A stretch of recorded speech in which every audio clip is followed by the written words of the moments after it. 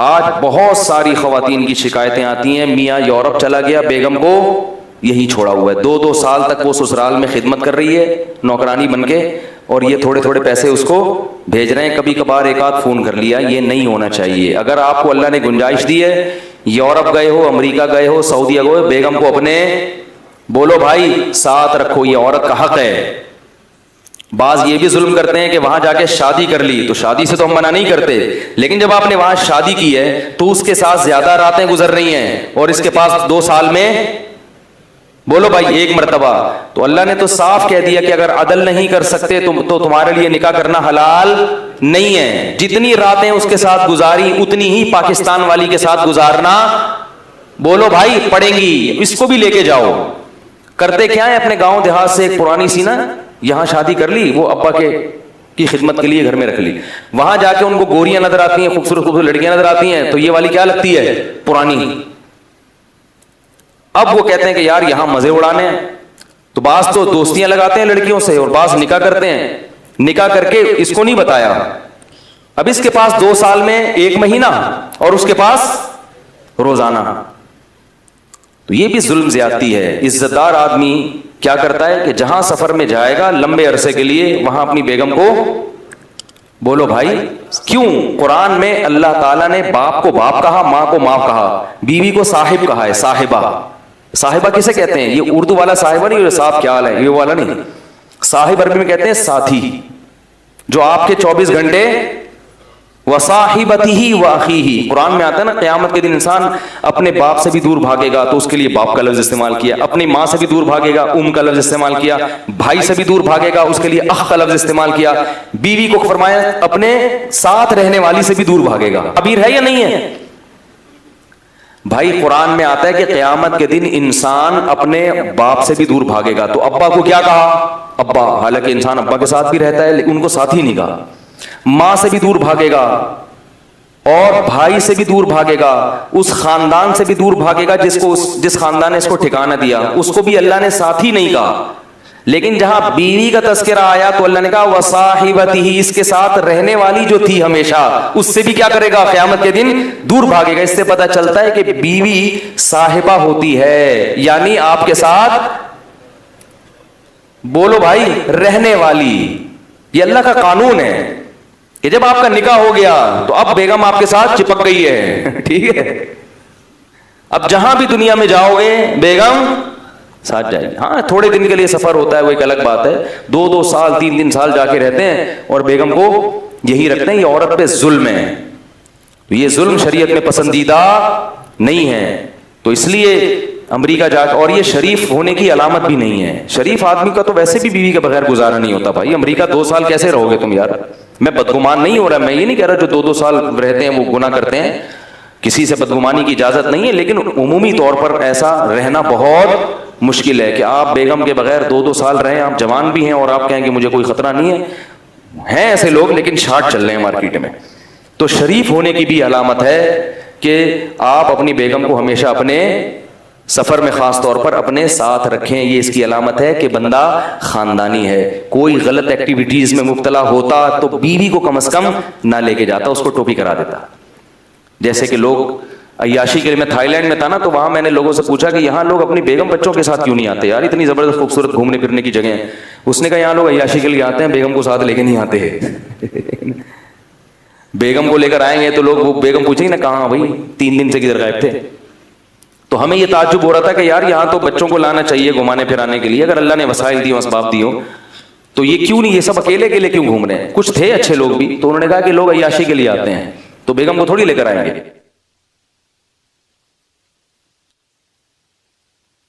Party کے کیا مخالف، اتنا غصہ آیا ان کو کہ میں تو مفتی صاحب کو نیک آدمی سمجھتا تھا، انہوں نے اس پارٹی کی کیا کر دی، اعتکاف توڑ کے، یہ بھی نہیں دیکھا کہ اعتکاف توڑنا جائز نہیں۔ تو پبلک کی عقیدت سے جو متاثر ہو جائے، سارے ایسے نہیں ہوتے الحمدللہ، کچھ واقعی تمیز کے بھی ہوتے ہیں، لیکن یہ عقیدت محبت یہ بڑی عجیب چیز ہے۔ ذرا سی مزاج کے خلاف ظرف ہے ہی نہیں لوگوں میں۔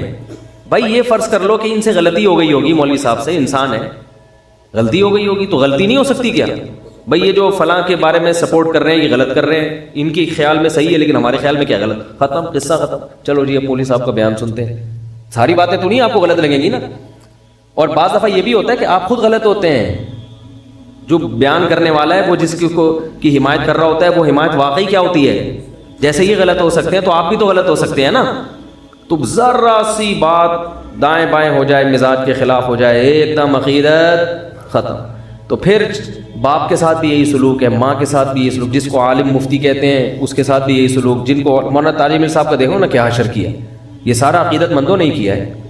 حضرت مولانا طارق جمیل صاحب کا جو کچھ دن پہلے بیان آیا تھا, پی ٹی آئی کے تھوڑا سا حق میں جا رہا تھا وہ بیان, تو ان کے جو پی ٹی آئی کے مخالفین تھے انہوں نے کیسی ایسی کی تیسی کر کے رکھی ہوگی. بھائی آپ ایک آدمی کی محنت دیکھو, ساری زندگی اس سے آپ نے اتنا کچھ سیکھا ہے, اگر زیادہ سے زیادہ غلط کر دیا نا تو بھائی بولو انسان ہے, غلطی ہو سکتی ہے, ان کو نہیں حمایت کرنی چاہیے تھی, انہوں نے کر دی, غلط کیا, بس ختم ہو گئی بات. آپ ایک کلپ بنا دو حضرت کی رائے سے متفق نہیں, ختم. سب گالیاں, منافق, یہ بکا ہوا. اور ابھی تک میرے پاس ایس ایم ایس آ رہے ہیں میرے خلاف بھی اور ان کے خلاف بھی, اس میں ایسی ایسی فوہش گالیاں کہ میں کیا بتاؤں. تو یہ کیا ہے, جذبات میں ایک دم پاگل ہو جانا, ایک دم پاگل. تو میں یہ سوچتا ہوں کہ جن کو اپنے غصے پہ, اپنے جذبات پہ اتنا بھی کنٹرول نہیں ہے, وہ کیا کیسے زندگی گزارے گا بھائی, کیسے. تو اللہ تعالیٰ نے ہمیں حکم دیا ہے کہ ہم جذبات میں اور غصے کے وقت اپنے آپ کو بولو بھائی کنٹرول کریں کہ یہاں غصہ جاری کرنا ہے یا نہیں کرنا. کسی کی رائے سے آپ کو اختلاف ہو سکتا ہے, کوئی بھی زمزم کے نہائے ہوئے نہیں ہوتے سب لوگ, علماء سے بھی غلطیاں ہو سکتی ہیں, تنظیموں سے بھی ہو سکتی ہیں, ہر ایک سے ہو سکتی ہے, اس کا ایک ماں باپ سے بھی ہو سکتی ہے. ایک آدمی میرے پاس آیا, میرے ابا یہ کر رہے ہیں, میرا ابا, میں نے کہا ابا غلط کر رہے ہیں آپ کہ میں خام میں حمایت نہیں کروں گا, لیکن آپ ابا کو ٹھیک کرنے کی کوشش بولو بھائی نہ کریں. آپ کے ان کے آپ پر احسانات ہیں, آپ کے وہ ابا ہیں, آپ کی جو ذمہ داری ہے خدمت کرنا, محبت سے نصیحت کرنا, بس اس سے زیادہ آپ کی ذمہ داری نہیں, ختم. اب جو کر رہے ہیں ان کو کرنے دو, ان کے لیے دعا کرو بس. ابراہیم علیہ السلام کو دیکھو نا کتنا غلط کر رہے تھے ان کے ابا. ابراہیم علیہ السلام کے جو والد تھے آزر, بت بنا کے بت فروخت کرتے تھے, اور بیٹا بت شکن, بالکل الگ الگ مذہب. سورہ مریم دیکھیں, ابراہیم علیہ السلام نے اپنے والد سے کہا یا ابتی, اے میرے پیارے ابا, اے میرے پیارے ابا. ابتی محبت کا لفظ ہے. لما تعبدو, ایسوں کی عبادت کیوں کرتے ہو, ما لا یسمع, جو سن نہیں سکتے, ولا یبصر, جو دیکھ نہیں سکتے, ولا یغنی عنک شیئا, کوئی فائدہ نہیں پہنچا سکتے آپ, اے میرے پیارے ابا. ایسے نصیحت کر رہے ہیں. اور پھر ابا کی طرف سے دھمکی, لأرجمنک, میں تجھے پتھروں سے مار کے ہلاک کر دوں گا. اور یہ دھمکی برائے دھمکی نہیں تھی جیسے آج کل ابا کہتے ہیں یہ ٹانگیں توڑ دوں گا, تو پتا ہوتا ہے بیٹے کو توڑیں گے تھوڑی. لیکن اس زمانے میں دستور تھا کہ جب کسی کو سخت سزا دینی ہوتی یا تو آگ میں ڈال دیتے یا رجم کرتے, پتھروں سے ہلاک کر دیتے. تو واقعی حقیقت میں دھمکی دینے لگے کہ میں تجھے پتھروں سے مار کے ہلاک کر دوں گا. لیکن ابراہیم علیہ السلام نے کیا فرمایا, السلام علیک, آپ پر سلامتی ہو. سأستغفر لک ربی, میں تو مایوس ہو گیا آپ سے مگر اپنے رب سے مایوس نہیں ہوا, میں اللہ سے آپ کے لیے مغفرت کی دعا کرتا رہوں گا. اس وقت مشرک کے لیے دعا پر پابندی نہیں تھی. میں اللہ سے آپ کے لیے کیا کروں گا, دعا کروں گا. انہ کان بی حفیہ, میرا رب آپ پر مہربان ہو یا نہ ہو, مجھ پر بہرحال, کیونکہ آپ مشرک ہیں, آپ کی دعا نہیں سنے گا لیکن میری سن لے گا, تو میری وجہ سے آپ کی مغفرت کر دے گا, میری وجہ سے آپ کی مغفرت کر دے گا. پھر بھی جب دیکھا کہ نہیں باز آ رہے ہیں اور مجھے بھی مجبور کر رہے ہیں, پھر ہجرت کر لی وہاں سے.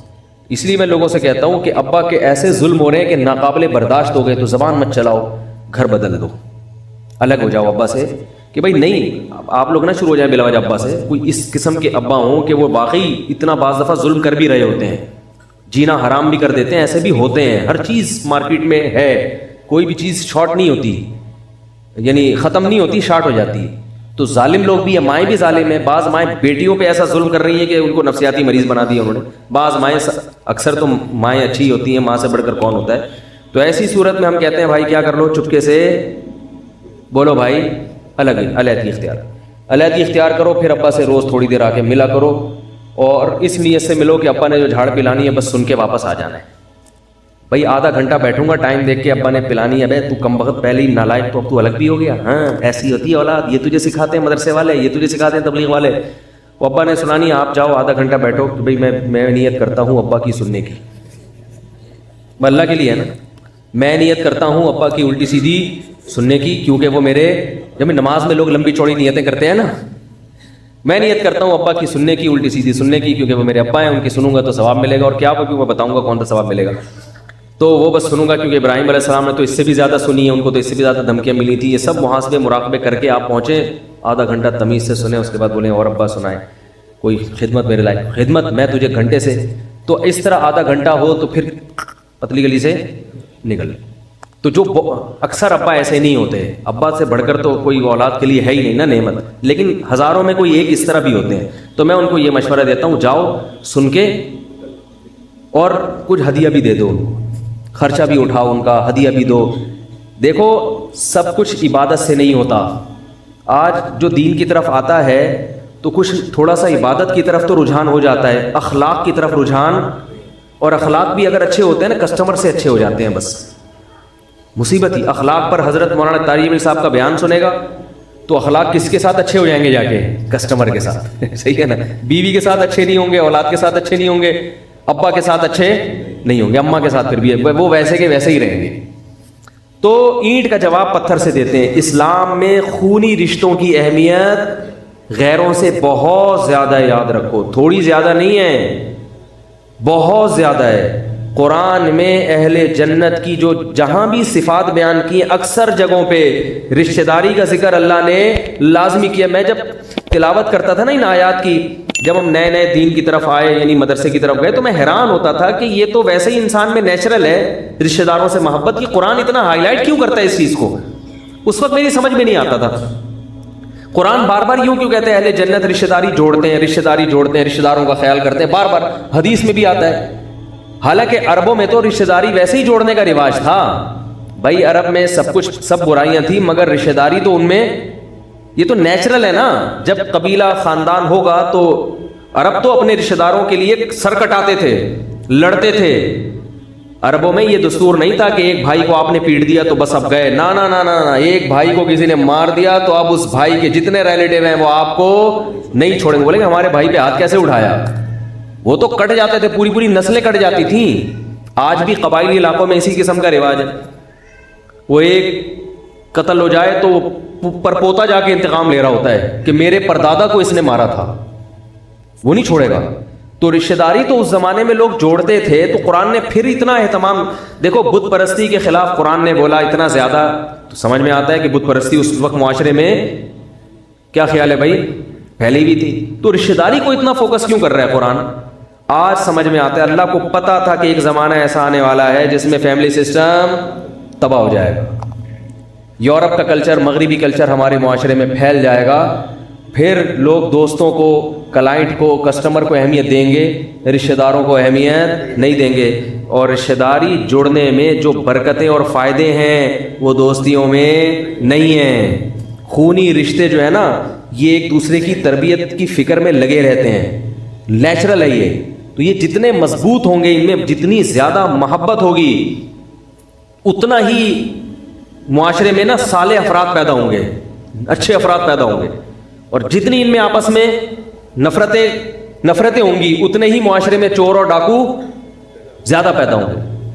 تو یہ بہت, اسلام نے بہت زیادہ اس فیملی سسٹم کو مضبوط کرنے پر زور دیا ہے. یہ تمہارا نظام جو فیملی کا جو سسٹم ہے نا, بہت مضبوط ہونا چاہیے. تو اس کے جوڑ کی بہت کوشش کی ہے. یہاں تک کہ نبی صلی اللہ علیہ وسلم نے فرمایا, جب نبی نے فرمایا نا رشتہ داری جوڑو, بہت زیادہ آپ نے تاکید کی اور بہت زیادہ آپ نے اس کی اہمیت بیان کی قرآن میں بھی.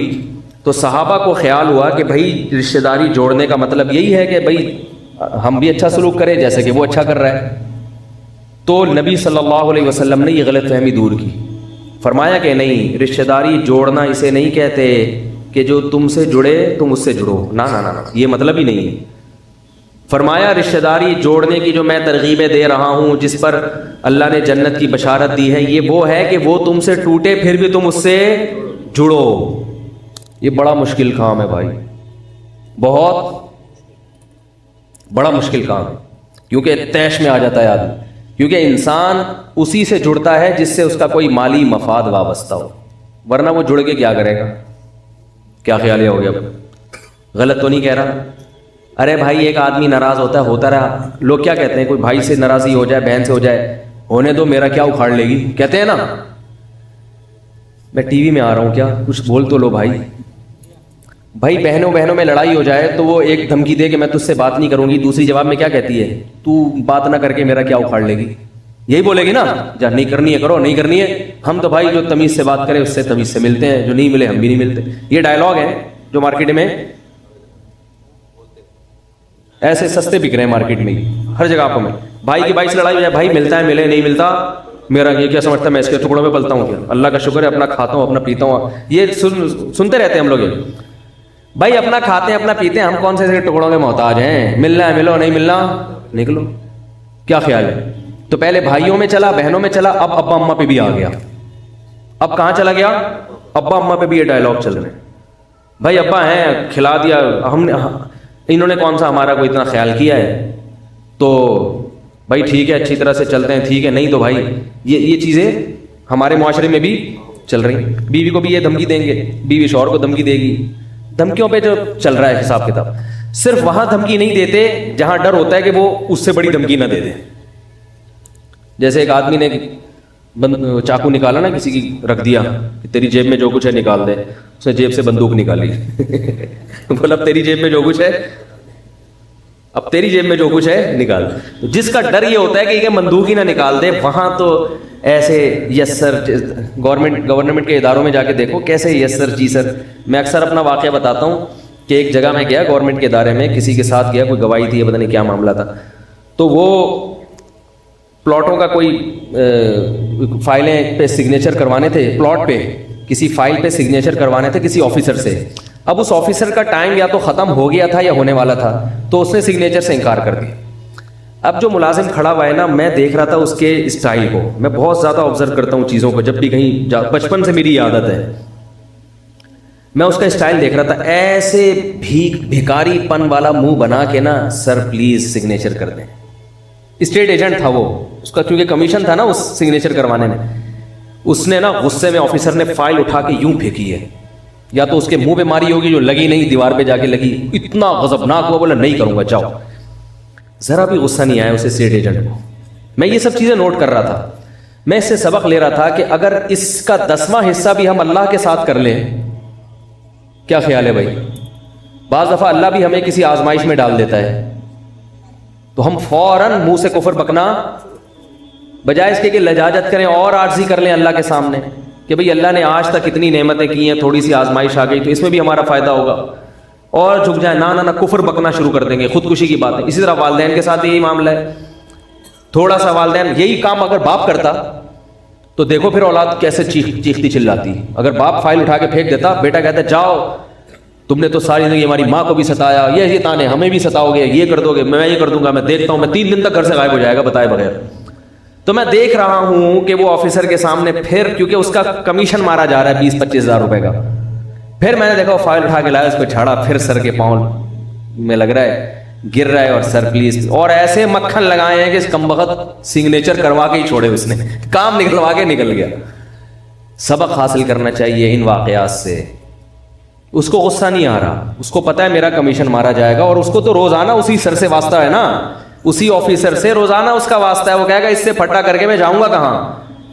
तो बात यह है कि वहाँ 20-25 हज़ार का कमीशन नज़र आ रहा है, तो अखलाक भी अच्छे। उसको फिर अखलाक पर हज़रत मौलाना तारी जमील साहब का बयान सुनने की ज़रूरत नहीं है, उसने कभी सुना भी नहीं होगा। और जिन्होंने सुने हुए उनकी हालत, मैं खुद भी इसमें दाखिल हूँ, उनकी हालत देखो क्या है, उनकी हालत देखो क्या है। अल्लाह से भी लड़ना शुरू कर देते हैं, बाप से भी, माँ से भी, बुजुर्गों से भी, उलमा से भी, जिनके हाथ पांव चूम रहे होंगे उनको भी गालियां देना शुरू कर देते हैं एकदम जज्बात में आके।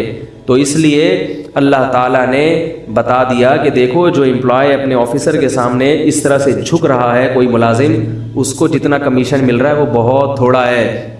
मेरे कहने पर गुस्से को पी जाओगे, बर्दाश्त कर लोगे। जहां गुस्सा जारी करना हराम, बाज़ जगहों पे गुस्सा जारी करना वाजिब है, वो तो एक अलग चीज़ है। तो मेरे कहने पर अगर पी जाओगे, बर्दाश्त करोगे, तो मैं जो तुम्हें कमीशन दूंगा वो इस कमीशन से बहुत بولو بھائی زیادہ. اب وہ کیا کمیشن ہے میں بتانے والا ہوں. ٹھیک ہے نا, وہ کیا کمیشن. تو وہ بہت, کیونکہ مشکل بہت ہے. کمزور پہ غصہ آئے اس کو پینا بہت مشکل کام ہے, بہت مشکل کام ہے. تو اللہ نے کیا فرمایا, صحیح حدیث ہے, صحیح مسلم کی یا صحیح بخاری کی, فرمایا کہ جو شخص غصے پر قادر تھا پھر بھی غصے کے کڑوے گھونٹ کو پی لیا, قیامت کے دن اللہ تعالیٰ میدان حشر میں اس کو بلائیں گے. وَيُزَوِّجُهُ مِنَ الْحُورِ الْعِينِ مَا شَاءَ, کہ اللہ کہیں گے یہ اتنی ساری لاکھوں کروڑوں حوریں کھڑی ہوئی ہیں, ان میں سے جس سے کہے گا تیرا نکاح, بولو بھائی کر دو. جس سے کہے گا تیرا نکاح. ایک تو جنت کی حوریں, کیا خیال ہے, وہ ویسے ہی مشک و عنبر سے بنایا, پھر ان میں سے بھی آپ کو چوائس دی جائے, کیا خیال ہے, آپ کو کیا دی جائے کہ ان میں سے جس پہ ہاتھ رکھے گا وہ تیری ہوگی. ایک دفعہ غصہ کا گھونٹ پینے پر یہ اللہ کی طرف سے اجر ہے. اب اس میں لبرل لوگ تو بولیں گے کیا ہے ان لوگوں کو حوروں کی لالچ میں رکھا ہوا ہے. بھائی ہم اللہ پر ایمان رکھتے ہیں, اللہ کی آیات پہ ایمان. اللہ انسان کی فطرت کو جانتا ہے, مرد کی فطرت کو جانتا ہے, اس لیے اللہ نے ہمارے لیے وہی چیز بنائی جو اللہ کو پتہ ہے ان کو سب سے. کیونکہ جو لبرل لوگ ہیں نا, ان کو بھی اگر یہ چوائس دی جائے تو سارے اچھے اچھے بن کے دنیا میں یہ چوائس دے دیں نا, دنیا میں کچھ 15-20 حسین عورتیں کھڑی کریں اور یہ جو اسلام پر اعتراض کر رہے ہیں ان سے بولیں کہ تم یہ کام کرو, ان میں سے جس پہ ہاتھ رکھو گے تمہاری ہو جائے گی. پھر دیکھو پوری رات تہجد میں کھڑا رہے گا, عشاء سے لے کے, جو مذہب مخالف ہے نا, عشاء سے لے کے فجر تک, فجر سے لے کے پھر عشاء تک نماز ہی پڑھتا رہے گا بیٹھ کے. تو یہ انسان کی فطرت ہے. اللہ نے جنت میں وہی چیز رکھی ہے جو ہمیں مرغوب ہیں, ایسی چیزیں رکھتے ہیں جو ہمیں مرغوب ہی نہیں ہیں. تو یہ دین برحق کی علامت تھوڑی ہوگی, یہ کوئی اس کی علامت تھوڑی ہوگی دین برحق ہے. یہ تو اس کی علامت ہوگی یہ دین برحق نہیں ہے. یہ تو انسان کی نیچر ہی نہیں جانتا. تبھی تو قرآن میں آتا ہے کہ جب جنتی جنت میں جائیں گے تو وہ جو چیزیں جنت میں دیکھیں گے تو کہیں گے کہ کلما رزقوا منها من ثمرۃ رزقا قالوا هذا الذي رزقنا من قبل, وہ کہیں گے اللہ یہ تو وہی ہے جو دنیا میں بھی ہمیں تو نے دیا ہے. کیا مطلب, یہی دنیا کی نعمتیں ہیں جو جنت میں بھی ملیں گی, مگر اس کا ذائقہ اور اس کی لذت کو بڑھا دیا جائے گا اور اس میں عیب کو ختم کر دیا جائے گا. جو پھل ہے نا ان کے ذائقے کو اللہ بڑھا دیں گے, عیب اس میں ختم کر دیں گے. اس کے جو سائیڈ افیکٹ ہیں وہ کیا ہو جائیں گے, ختم ہو جائیں گے. وجہ کیا ہے, علماء نے لکھا ہے, سوال پیدا ہوتا ہے کہ یہی نعمتیں کیوں ملیں گی. یہی نعمتیں اس لیے ملیں گی کہ جس چیز سے انسان مانوس ہوتا ہے نا اسی کی طرف اس کا دل مائل ہوتا ہے. اگر دیکھو کتنے لذیذ پھل ہوتے ہیں لیکن آپ نے کبھی نہ کھائے ہو تو پہلی دفعہ نہیں کھائے جاتے ہو. تو جنت میں اللہ یہی نعمتیں, یہی انار, یہی انگور, یہی شہد, یہی دودھ, لیکن اس کا ذائقہ کیا کر دیں گے, بڑھا دیں گے. تو اللہ نے جنت میں بھی عورتیں پیدا کی ہیں مردوں کی. اب خواتین کو اشکال ہوگا آدمی عورتوں کے لیے کیا پیدا کیا. وہ کہیں گے ہم جب غصہ پئیں گے تو ہمیں کیا ملے گا. بھائی وہ بھی تو, ان کو بھی تو اشکال ہوگا نا. ہم جب غصہ پیے ہیں, بیٹی کو ماں پہ غصہ آ رہا اور پی جائے تو کیا ملے گا. تو بھائی آپ کو بھی کچھ ملے گا, کیا ملے گا یہ مجھے نہیں پتا, کیا ملے گا یہ مجھے. لیکن ظاہر ہے جب مرد کو اتنی کوئی نعمت مل رہی ہے تو عورت کو بھی کوئی نعمت ملے گی, کیونکہ اللہ نے آخرت کے معاملے میں مرد اور عورت کا فرق نہیں رکھا. یہ تو قرآن میں جگہ جگہ ہے کہ دونوں کو اجر ملے گا. تو وہ چونکہ ان کو کے لیے حور میں دلچسپی نہیں ہے نا ان کو, تو ان کو کوئی آدمی مل جائے گا کوئی یہ اللہ ہی جانتا کیا ملے گا, لیکن ملے گا بہرحال, کیونکہ بہت بڑا ثواب ہے. کیونکہ اللہ نے اہل جنت کی علامات بیان کی ہیں, والکاظمین الغیظ, یہ غصے کے کڑوے گھونٹ کو پیتے ہیں. آج نفسیاتی ڈاکٹر بہت سارے کیا کہتے ہیں, غصے کو پینے سے صحت کو نقصان ہوتا ہے. سمجھ رہے ہو, یہ غلط ہے. دیکھو جتنے بھی نفسیاتی ڈاکٹر یا میڈیکل سائنس کی جو چیز بھی قرآن کے خلاف جا رہی ہو نا, کبھی بھی قبول نہ کرو, کیونکہ ان کی ریسرچ بدل جاتی ہے. بڑی بڑی تحقیقیں مارکیٹ میں آتی ہیں اور تھوڑے دنوں میں بدل جاتی ہیں. ایک ماہر نفسیات نے کچھ دن پہلے ایک ویڈیو کلپ ریکارڈ کروایا, ان سے چھوڑو میں ادھر نہیں جاتا, پھر یہ ڈاکٹر میرے پیچھے پڑ جائیں گے. تو ہر بات ان کی صحیح نہیں ہوتی ہے. حقیقت پتہ ہے کیا ہے, آپ کے اندر آپ جس پاور کو استعمال کرتے ہو نا وہ پاور بڑھتی ہے آپ کی. یہ انسانی فطرت ہے. اگر آپ نے غصہ جاری کرنے کی عادت ڈال دی تو کبھی بھی غصے کے وقت آپ اپنے اوپر کنٹرول نہیں کرو گے, غصہ آئے گا بھی زیادہ اور نکلے گا بھی زیادہ. اگر آپ نے غصے کو کڑوے گھونٹ کو پینا شروع کر دیا تو آپ کے جو اعصابی قوت ہے نا, آپ کی جو بریکیں ہیں وہ کیا ہو جائیں گی, مضبوط ہو جائیں گی. آپ میں جو روکنے کی طاقت ہے نا, غصے کے امساک کی قوت, وہ کیا ہو جائے گی, بڑھ جائے گی. اور پھر آہستہ آہستہ غصہ بھی کیا ہو جائے گا, کم ہو جائے گا. یہ حقیقت ہے. یہ جو کہتے ہیں نا غصہ جاری کر کے دل ہلکا ہو جاتا ہے, وقتی طور پہ ہلکا ہوتا ہے, لیکن آتا ایسے آدمی کو غصہ زیادہ بھی بار بار آتا, کیونکہ غصہ استعمال ہو رہا ہے تو بار بار آئے گا, بار بار آئے گا, کیونکہ غصے کی پاور بڑھ رہی ہے آپ کی, غصہ بار بار آئے گا. اور اگر غصہ پی لیا تو غصہ پینے کی طاقت کیا ہو جائے گی, بولو نا بھائی, آہستہ آہستہ آہستہ آہستہ بہت زیادہ بھی غصہ آئے گا تو آپ پی جاؤ گے. عادت ہو گئی, آپ کی بریکیں کیا ہو گئی ہیں, مضبوط. ورنہ بڑھاپے میں تو بالکل فیل ہو جائیں گی بریکیں. اگر جوانی میں اپنے اوپر غصے کو قابو کرنے کا آپ نے طاقت پیدا نہیں کی تو بڑھاپے میں تو اور انسان کمزور ہو جاتا ہے نا اعصاب, پھر تو ذرا سی بات پہ بھڑکتا ہی رہے گا, بھڑکتا ہی رہے گا. تبھی جو آفیسر لوگ ہوتے ہیں نا, سب نہیں, بہت سارے آفیسر جن کو ہر وقت آرڈر چلانے کی عادت ہوتی ہے, بڑھاپا بڑا خراب گزرتا ہے ان کا, کیونکہ انہوں نے نو کا لفظ کبھی سنا ہی نہیں ہوتا. تو بڑھاپے میں تو لوگ نہیں مان رہے ہوتے بات, وہ پھر نو سنتے ہیں تو ایک دم بھڑکتے ہیں, کر بیچارے کچھ سکتے نہیں ہیں تو ایک ڈپریشن میں چلے جاتے ہیں.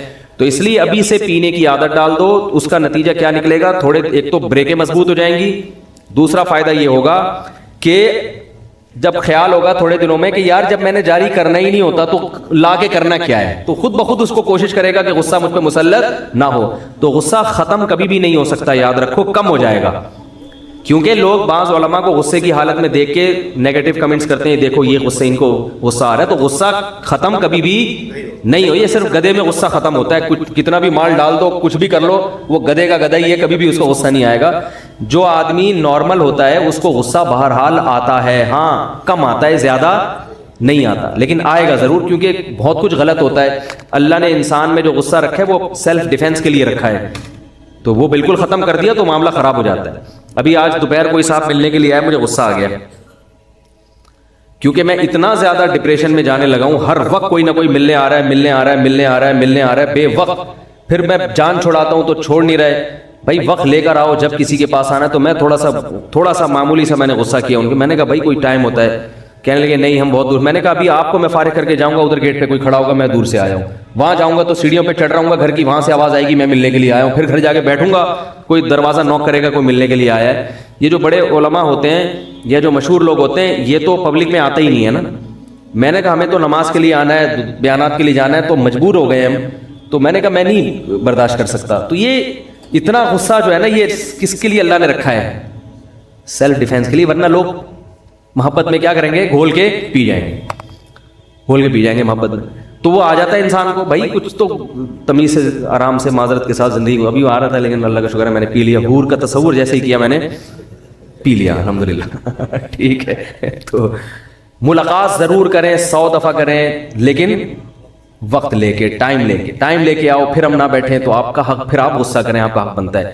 تو اللہ تعالیٰ نے جو اجر رکھا ہے جنت میں وہ وہی چیزیں رکھی ہیں جو دنیا میں اللہ نے ہمیں دکھائی ہیں. تو اس لیے یاد رکھو جنت کو معمولی چیز نہ سمجھیں, یہ ایک حقیقت ہے. جن کی سمجھ میں آ گئی تو قرآن ان کے حالات بھی بیان کرتا ہے. آپ اسلاف کے حالات دیکھو, اسلاف کے حالات, راتوں کو جاگتے تھے جنت کی لالچ میں.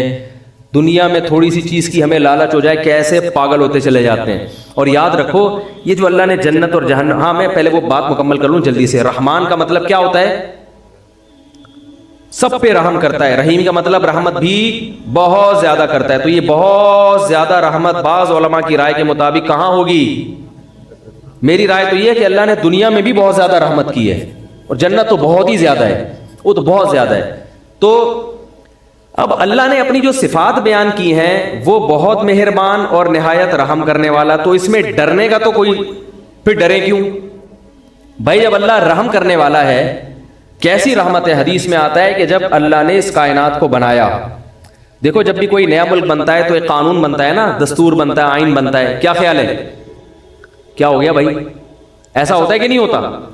جب بھی کوئی نئی ریاست وجود میں آتی ہے تو قانون بنتا ہے کہ بھائی اس ریاست میں اس آئین کے تحت سب سے پہلے یہ لکھا جاتا ہے یہ ایک لبرل حکومت ہوگی یا مذہبی حکومت ہوگی. کیا خیال ہے, جمہوری طرز پہ ہوگا یا آمریت اس میں رہے گی, بادشاہت ہے یا جمہوریت ہے, سب چیزیں طے ہو جاتی ہیں.